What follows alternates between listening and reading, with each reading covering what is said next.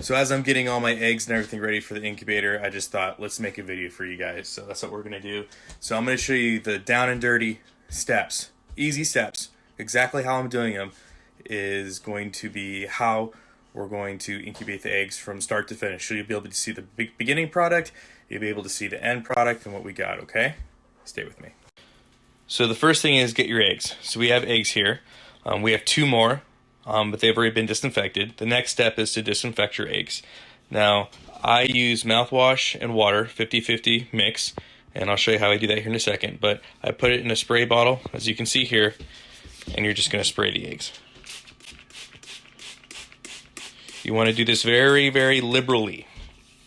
Probably one of the few things you do want to do liberally, right? So you want to make sure that they all got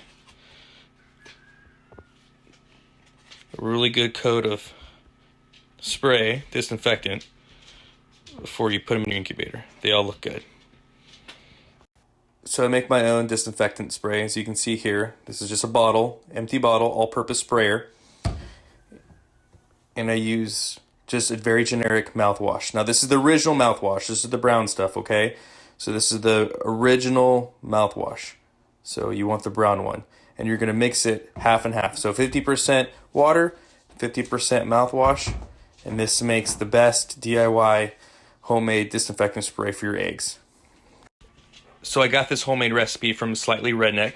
I highly recommend if you don't watch his channel and you're interested about incubating chicken eggs or quail or rabbit, he's also really good. So I got the recipe from him, so I just want to make sure I plug you in there, brother. So the reason why you want to make sure that these eggs are disinfected is because you're about to put it in an incubator, and the incubator is going to be at a humidity above 50%, and it's going to be at a pretty high temperature for incubating eggs. So with that, if it is not properly sanitized and disinfected, well then you can lose egg, and you can lose the viability of the egg due to some kind of bacterial growth. So that's going to help curb that from happening. So that's why that process is so important. So we're going to let the eggs air dry, and once they're dry, I'll put them in the incubator. So the next step is to add the eggs. I have 2 eggs in here already, the ones I talked to you about, and then we're going to add the other 5. So all we're going to do now is get them put in here, and I space them out. You don't have to, but I like to give everybody plenty of room if I can.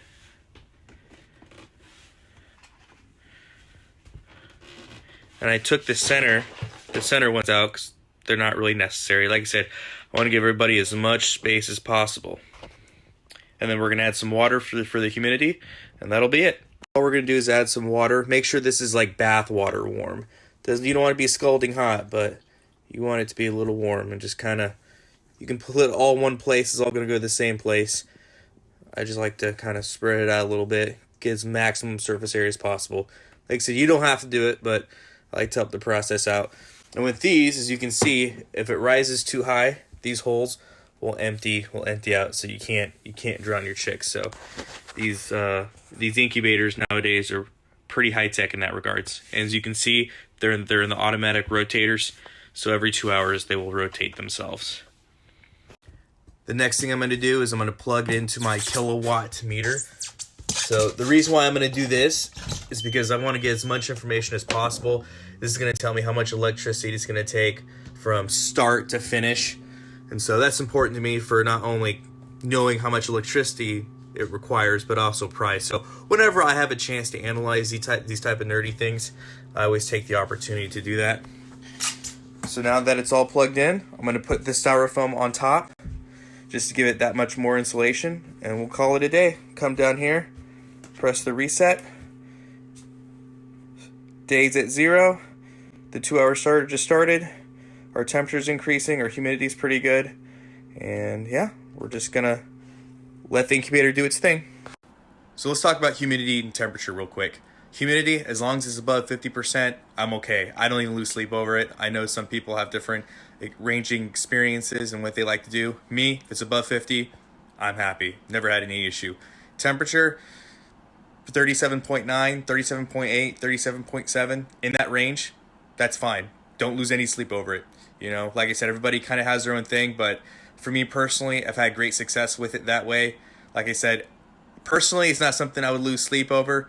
As long as I can keep those ranges, I'm fine. There's a hole in the back where I can add water with the dropper, or I can open the top real quick and add some water for humidity. Like I said, don't lose sleep over this, guys. It's really simple, and with these systems, they're pretty much a standalone system.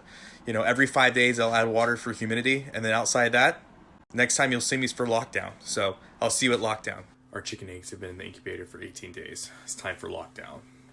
I'll show you how I do it. So a couple things to note. We want to make sure we're super fast. We want to get the egg turners out of there as soon as possible. We want to get the chicken eggs back in there. So we want to make this process as expedient as possible. So let's get to it. So very quickly, I'm taking all the eggs, putting them right here temporarily, taking all the egg turners, taking them out. I'm going to put the eggs back in, put some warm water in there for humidity, and we'll be set in lockdown. So as you can see here, the humidity's definitely gone up significantly. The temperature's now going up, and this incubator is in lockdown. So we will keep it closed until the chickens hatch. So some of you guys are curious as to what lockdown means. Essentially exactly the way it sounds. We don't want to open that incubator prematurely. The purpose of that is because what's going to happen is some chicks are going to start to hatch. Well, you don't want to open it immediately, because if you do, the ones that haven't hatched yet, or the ones that are just breaking through the shell, could basically be saran wrapped in their own shell because of the temperature and humidity shift. So what we're wanting to do is keep it in lockdown, and we're not going to open it until we are ready to start taking chicks back out. So that's what lockdown. So you can hear them. We got one chick hatched. It's day 21. Yeah, you can hear them. It's back there. So hopefully we get the other ones hatching real soon. You can see that one trying to break out. It's moving. Trying to get out of his shell.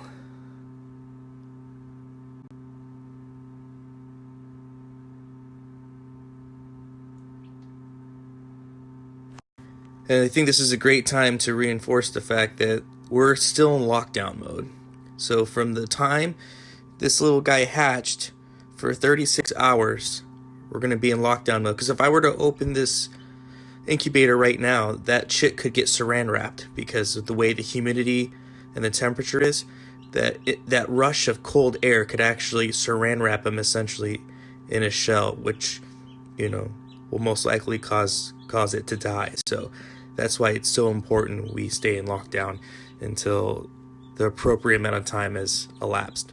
So after you get your food and water container in there, the only thing left to do is to mount your heating lamp.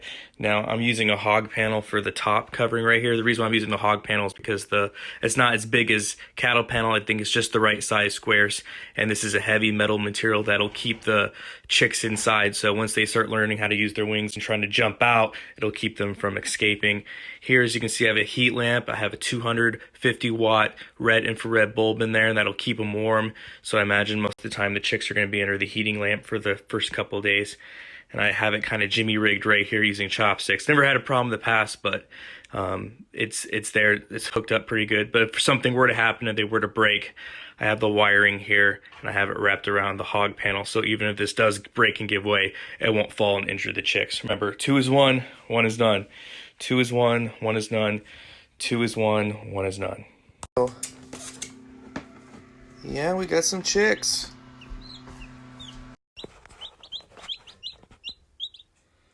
Got 5 in there, 2 more in the incubator still waiting to hatch. Already been there a couple minutes and they're already found their food and they're already pecking and scratching.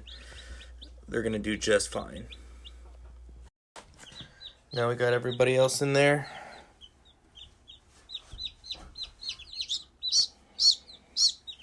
It's a party. And that's all there is to it, guys. Very simple, very easy. Doesn't take a whole lot of time. Hope you guys liked the video as always. Long live the Republic.